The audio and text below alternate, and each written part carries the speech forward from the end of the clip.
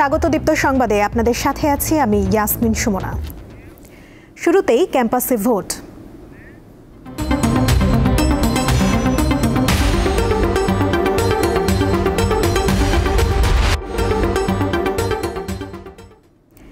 জাহাঙ্গীরনগর বিশ্ববিদ্যালয় কেন্দ্রীয় শিক্ষার্থী সংসদ জাকসু নির্বাচনের ভোট গ্রহণ চলছে। সকাল ৯টা থেকে শুরুর কথা থাকলেও কিছুটা বিলম্বে শুরু হয় ভোট গ্রহণ। এ কার্যক্রম একটানা চলবে বিকেল ৫টা পর্যন্ত। এর আগে কেন্দ্রগুলোয় পৌঁছানো হয় ব্যালট বাক্স ও পেপার সহ ভোটের অন্যান্য সরঞ্জাম। এবারের নির্বাচনে সার্বিক নিরাপত্তায়ও রয়েছে কড়াকড়ি। জাকসুতে মোট ভোটার সংখ্যা ১১,৮৪৩ জন। নির্বাচনে ভিপি পদে ১০ জন থাকলেও প্রার্থিতা নিয়ে জটিলতা কাটেনি অমর্ত্য রায়ের। এবার জিএস পদে লড়ছেন ৯ জন। তবে প্রচারণার শেষ দিনে নাম প্রত্যাহার করে নেন সৈয়দা অনন্যা ফারিয়া। বিশ্ববিদ্যালয়ের ২১ আবাসিক হলের প্রতিটিতেই রয়েছে ভোট কেন্দ্র। এর মধ্যে ১১টি কেন্দ্রে ছাত্র ও ১০টি কেন্দ্রে ভোট দেবেন ছাত্রীরা।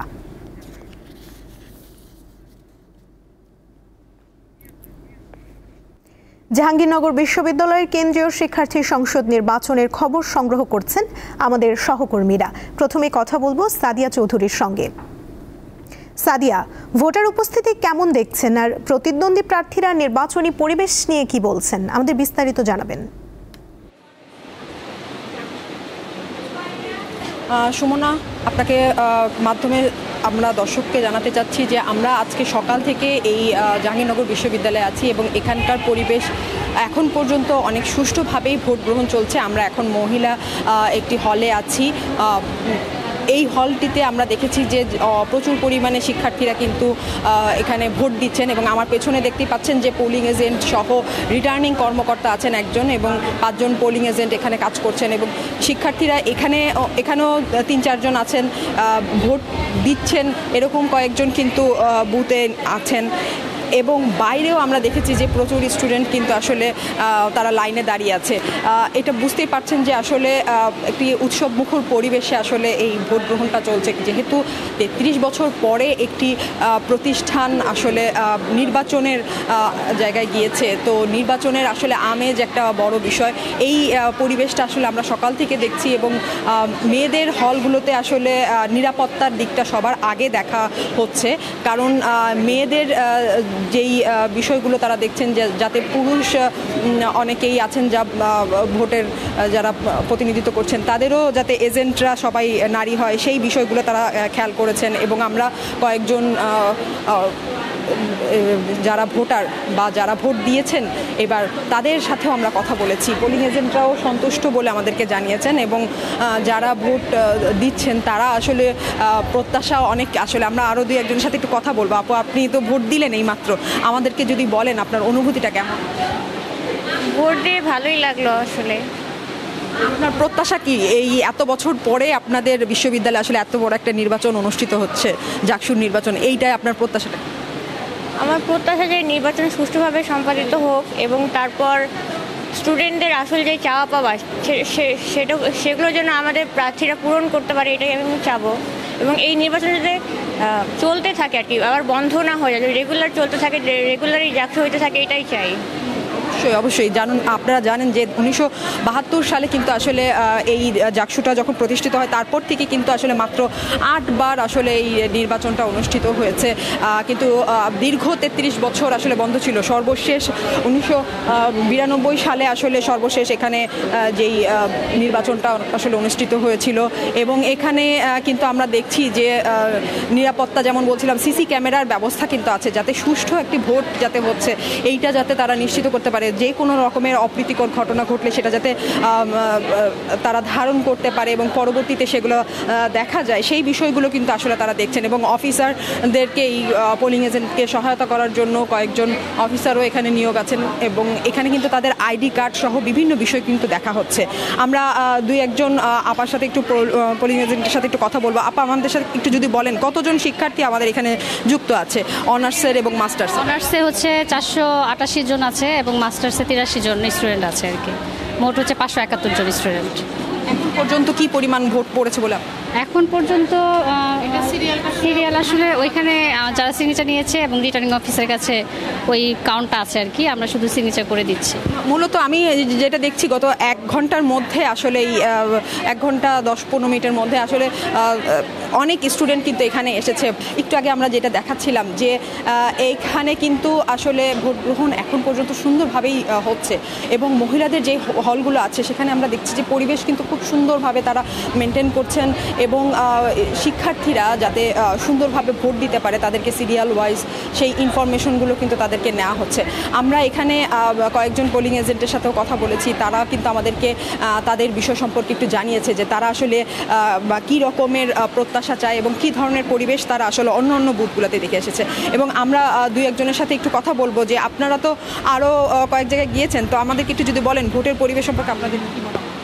মানে আরও এই যে ভোট যে চলছে যে এতদিন পরে নির্বাচন, তো নির্বাচনের পরিবেশটাকে নির্বাচনের পরিবেশ হচ্ছে আমি ডিসঅ্যাপয়েন্টেড, কারণ যতগুলো আচরণবিধি দেয়া হয়েছিল ওগুলো ঠিকঠাক মতো পর্যবেক্ষণ করা হয়নি। যারা নির্বাচন কমিশনার যারা ছিলেন, মানে এমন অনেক আচরণবিধি আছে যেগুলো হচ্ছে লঙ্ঘন হয়েছে। যেমন বলা হয়েছে 7,000 টাকার বেশি হচ্ছে ব্যয় করতে পারবে না এক একটা স্টুডেন্ট, কিন্তু আমরা দেখেছি যে হলে হলে বিরিয়ানির প্যাকেট ঢুকতেছে, হলে হলে হচ্ছে অনেক টাকা হচ্ছে, যেটা 7,000 টাকা হচ্ছে ক্রস করে গেছে। তারপর হচ্ছে স্পন্সার্ড কিছু পেজ, মানে আইডি বুস্ট করা হচ্ছে কয়েকবার। তো এগুলো আমার মনে হয়েছিল যে নির্বাচন কমিশনের আরও বেশি দেখা উচিত ছিল, সতর্ক থাকা উচিত ছিল যে তারা এই আচরণবিধিগুলো লঙ্ঘন করছে, তাদেরকে নোটিশ দেওয়া উচিত ছিল, তাদের প্রার্থিতা বাতিল করা উচিত ছিল, কিন্তু এসব কিছু হয়নি, যেটার জন্য আমি অনেক হতাশ, যেটা অনেক আনফেয়ার হচ্ছে বিষয়টা। মানে আপনার কাছে মনে হচ্ছে যে এখন এই জিনিসগুলো আসলে আরও বেশি পরিশীলিত হওয়া দরকার ছিল, যে যার কারণে আপনার কাছে মনে হচ্ছে আনফেয়ার। তো আপনি তো কিছুক্ষণ আগে ভোট দিয়েছেন, আপনার সাথে একটু জানতে চাচ্ছিলাম যে আপনার আসলে এই অনুভূতিটা কি? ভোট দেওয়ার অনুভূতি? হ্যাঁ, ভোট দেওয়ার অনুভূতি ভালো। আসলে দীর্ঘ 33 বছর পর জাকসু হচ্ছে এবং আমরা আসলে অনেক দিন ধরে জাকসু নিয়ে কথা বলছি। এমন নয় যে এটা আসলে নতুন নতুন আমরা বলছি। আমরা ক্যাম্পাসে ঢোকার পর থেকে আসলে আমরা প্রায় সময় এখানে ওখানে অনেক মানে দেয়ালে টেবিলে অনেক জায়গায় চিকা, অনেক জায়গায় আমরা মিছিল করে চাইছি জাকসুটা আসলে। তো জাকসু আসলে অনেক দীর্ঘদিনের দাবির মাধ্যমে আসছে। তো একটা গণঅভ্যুত্থান পরবর্তী সময়ে এসে আসলে আমরা এরকম 33 বছর পর এরকম জাকসু পাচ্ছি, এটা আসলে আমাদের অনেক ভালো লাগছে। কিন্তু নির্বাচনটা যেন সুষ্ঠু হয় এটাই আসলে চাওয়া। কোনো ধরনের যেন মানে রিগড ইলেকশন না হয় সেটাই একমাত্র চাওয়া, এবং যারা যোগ্য তারাই যেন নির্বাচিত হয় সেটাই চাওয়া। এবং তারা কি ধরনের কাজ করবে বলে আপনার? তারা কী ধরনের কাজ করবে বলতে আমার কাছে মনে হয় যে একজন প্রতিনিধি হিসেবে আমাদের, যেহেতু আমরা তাকে সবাই ভোটের মাধ্যমে নির্বাচিত করব, তো সেক্ষেত্রে আমাদের স্টুডেন্টদের, আমাদের শিক্ষার্থীদের যেই ধরনের দাবি দাওয়া আছে সেগুলো নিয়ে তারা কথা বলবে। কারণ দেখা যায় যে আমাদের শিক্ষকরা অনেক কিছু আসলে আমাদের শিক্ষকরা অনেক নিয়ম তারা হচ্ছে আমাদের উপর চাপিয়ে দেন, যেটা আসলে মেনে নেওয়াটা কঠিন।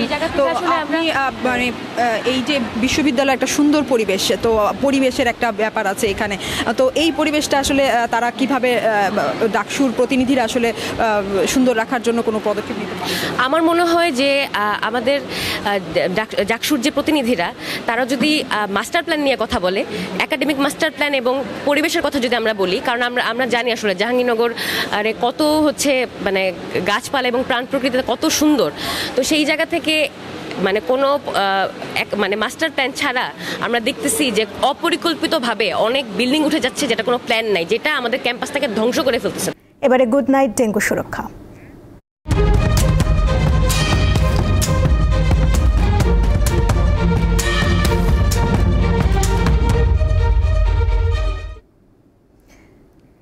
ডেঙ্গু প্রতিরোধের মূল উপায় এডিস মশা নিয়ন্ত্রণ, কিন্তু রাজধানী সহ সারা দেশে এই কার্যক্রম প্রশ্নবিদ্ধ।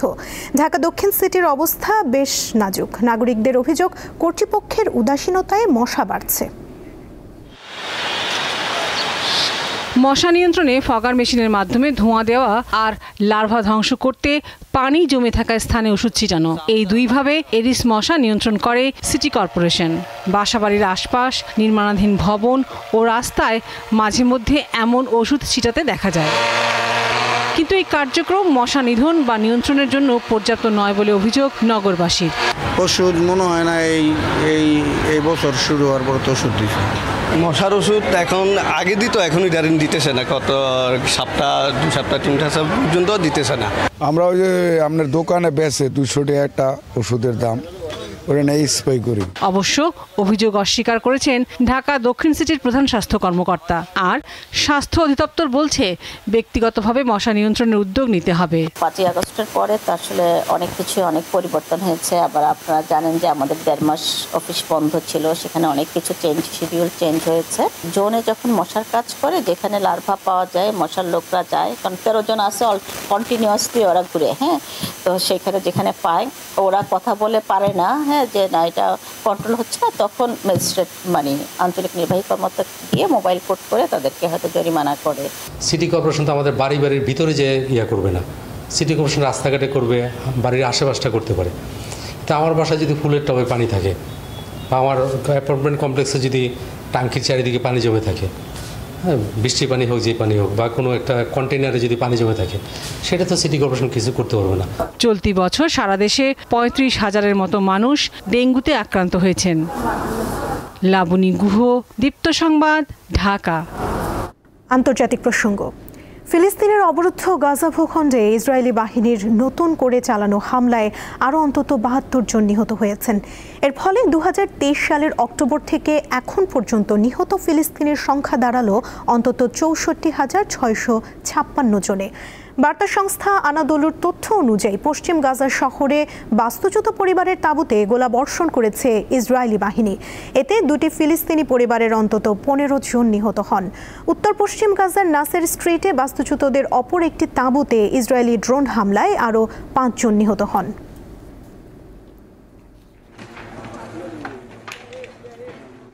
এবারে খেলার খবর।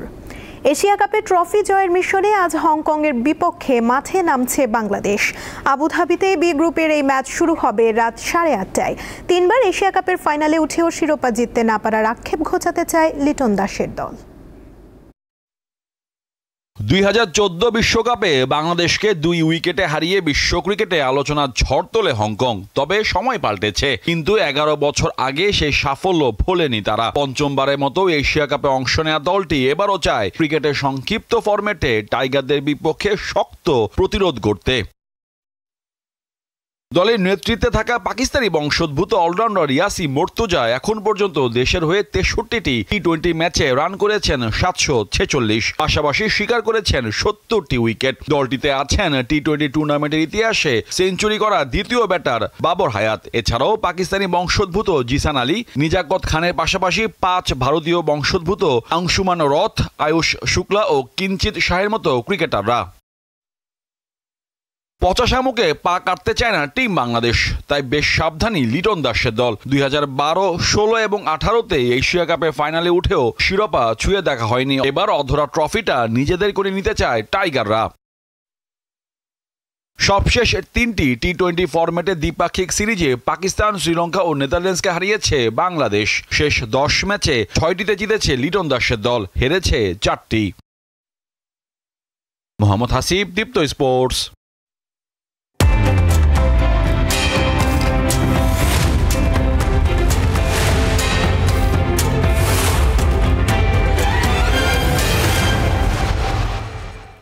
এবারে জানাবো এক নজরে দৈনিক পত্রিকার শিরোনাম। আমাদের হাতে রয়েছে যুগান্তর পত্রিকা, যার প্রধান শিরোনামে আমরা দেখতে পাচ্ছি ডাকসুতে ভিপিজিএস সহ 23টি সাদিক ফারহাদ প্যানেলের শিবিরের নিরঙ্কুশ বিজয়। বাকি 5 পদ স্বতন্ত্র বামপন্থী ছাত্র সংগঠনের, একটি পদেও জিততে পারেনি ছাত্রদল। জুলাইয়ের প্রজন্ম, আকাঙ্ক্ষা এবং সর্বোপরি শিক্ষার্থীদের জয় হয়েছে বললেন ভিপি সাদিক। প্রত্যেক শিক্ষার্থী আমার জন্য উপদেষ্টা হয়ে কাজ করবেন বললেন জিএস ফরহাদ। এদিকে ডাকসুতে ট্যাগ দেয়ার রাজনীতির ভূমিধস পরাজয় বললেন আসিফ নজরুল। আমার ইশতেহারে যা ছিল পূরণের চেষ্টা করব বললেন আবিদুল ইসলাম। এদিকে সিসি ক্যামেরার আওতায় থাকবে ভোট কেন্দ্র, 33 বছর পর জাকসু নির্বাচন আজ। কালের কণ্ঠ পত্রিকার প্রধান শিরোনামে রয়েছে নানা সমীকরণে ছাত্র শিবিরের জয়, ডাকসু ও হল সংসদ নির্বাচন নিয়ে প্রতিবেদন। ভিপিজিএস, এজিএস সহ 23টি পদে জিতেছে ছাত্র শিবির। এদিকে 28 পদের 23টিতে শিবির বিজয়ী, জুলাই শহীদদের আকাঙ্ক্ষা বিজয়ী হয়েছে বললেন সাদিক কায়েম। শিক্ষার্থীদের পাশে থাকার অঙ্গীকার আবিদুল ইসলামের। এদিকে ডাকসুর সাবেক নেতাদের প্রতিক্রিয়া আমরা দেখতে পাচ্ছি। মুজাহিদুল ইসলাম সেলিম বলেছেন, জাতীয় নির্বাচনকে সংশয়মুক্ত করতে সব প্রশ্নের সমাধান দরকার। এদিকে ডাক্তার মুশতাক হোসেন বলেছেন, প্রগতিশীল শক্তির ঐক্যবদ্ধ হওয়ার বিকল্প নেই। মাহমুদুর রহমান মান্না বলছেন, ডাকসুর ফলাফল জাতীয় নির্বাচনের প্রতিফলন নয়। আরও রয়েছে মব ও গুজব রোধে চূড়ান্ত সতর্কবার্তা সেনাবাহিনীর। আরও রয়েছে জুলাই অঙ্গীকারনামা চূড়ান্ত, আজ শেষ সংলাপ।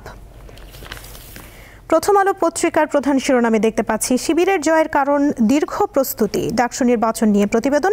নিজেদের প্যানেল অন্তর্ভুক্তিমূলক করার চেষ্টা করেছে শিবির, হলগুলোতেও কৌশলগত অবস্থান ছিল তাদের। দৈনিক ইত্তেফাক পত্রিকার প্রধান শিরোনামে দেখতে পাচ্ছি, ডাকসুর নেতৃত্বে ছাত্র শিবির, ভিপিজিএস ও এজিএস সহ 28 পদের 23টিতে জয়ী ছাত্র শিবির। এদিকে রাতে হংকংয়ের বিপক্ষে নামছে বাংলাদেশ। ডাকসু নির্বাচন আজ লড়ছে 8 প্যানেল। দেখে নিলাম আজকের দৈনিক পত্রিকার শিরোনামগুলো। দর্শক, এই ছিল এখনকার মতো। এরপর দুপুর 1টায় বাণিজ্য সংবাদ দেখার আমন্ত্রণ রইল। এছাড়া আরও তথ্য পেতে যুক্ত থাকুন দীপ্ত ডিজিটাল প্ল্যাটফর্মের সাথে। ধন্যবাদ সবাইকে।